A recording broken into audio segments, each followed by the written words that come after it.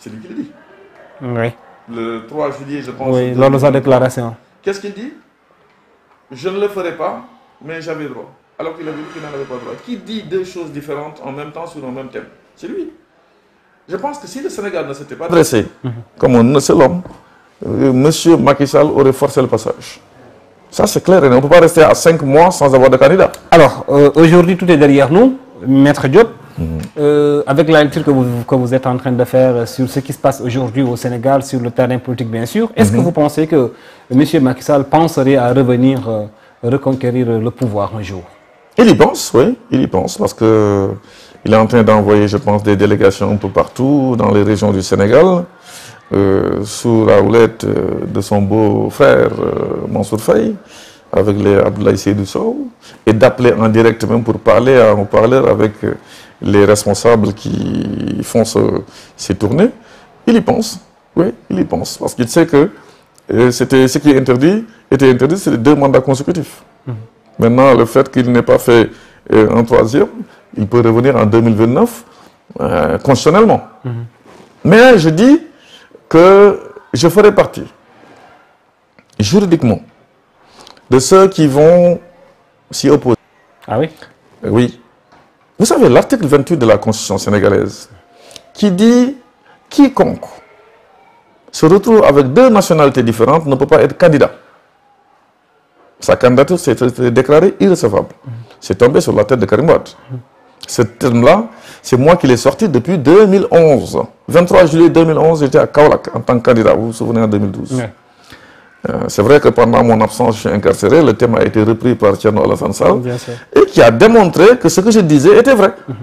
Un décret, une nationalité française ne se perd pas par déclaration. Ça se perd par décret venant émanant du garde des Sceaux français.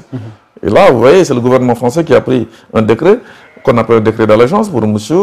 Karim Wade. Donc, si on l'interdit à quelqu'un qui n'a que 2 nationalités et qui est soupçonné que dans le futur, il ne pourrait pas être libre, indépendant ou neutre. Vis-à-vis de sa deuxième nationalité. Mais qu'en est-il de celui qui a nos secrets d'État, qui a été président du Sénégal, qui a, si le Sénégal avait une bombe atomique, il a le code, qui a géré de 2012 jusqu'en 2024, qui connaît même le cadastre minier du Sénégal, qui connaît tout, les secrets, et qui vient aujourd'hui travailler, pas pour une entreprise étrangère, comme Bouygues, comme Carrefour, comme Leclerc, non. Il travaille pour la puissance française. Pour l'État français. Quiconque travaille pour un autre État ne peut plus être candidat au Sénégal. Ça, je pense que ce projet, j'en parlerai avec l'exécutif, bien entendu, je suis de la mouvance présidentielle, ou bien on fera, comment ça s'appelle, une proposition de loi pour les députés pour empêcher quiconque, c'est pas uniquement Macky Sall, quiconque, après avoir connu tous les secrets du Sénégal, présider les réunions de sécurité avec les généraux sénégalais, de tout ce qui concerne notre pays, se retrouve à travailler avec un Macron ou avec un président américain ou notre pays, avec nos secrets, on ne peut plus lui confier les destinées du Sénégal. Parce que nous sommes un pays souverain.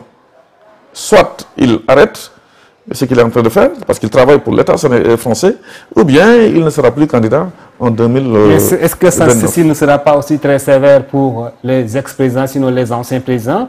Est-ce que vous ne voulez pas tout simplement les envoyer à la retraite? Mais s'ils doivent aller, ils ne sont pas indispensables. Personne n'est indispensable. Moi-même, je ne suis pas indispensable.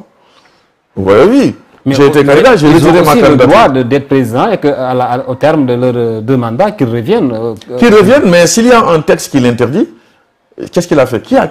S'il n'était pas parti travailler pour une puissance étrangère, je n'aurais pas parlé de ça. Et ce que je suis en train de dire peut constituer un article 28 bis qui dira que quiconque a nos secrets et qui va travailler pour nos alter ego, c'est-à-dire d'autres puissances étrangères, des États, ne peut plus être candidat. C'est logique. L'esprit de l'article 28, c'est ça. Hein. Quiconque a 2 nationalités ne peut pas être, disons, libre de nos jugements et connaît tous nos secrets. Donc moi, je considère que M. Macky Sall connaît tout du Sénégal, tous nos secrets. Et je vous dis, s'il y avait une bombe atomique disponible au Sénégal, lui, il avait le code. Donc pourquoi aujourd'hui, on va accepter que quelqu'un qui a présidé au destiné du Sénégal, qui a tous nos secrets, va travailler pour une puissance étrangère, un État étranger, et revenir pour dire, écoutez, non, nos secrets peuvent être vendus à tout moment. Donc, pour revenir sur la question, vous allez porter ce projet de loi-là au niveau de l'exécutif, bien sûr, tout en sachant que pour le moment, vous avez une minorité à l'Assemblée.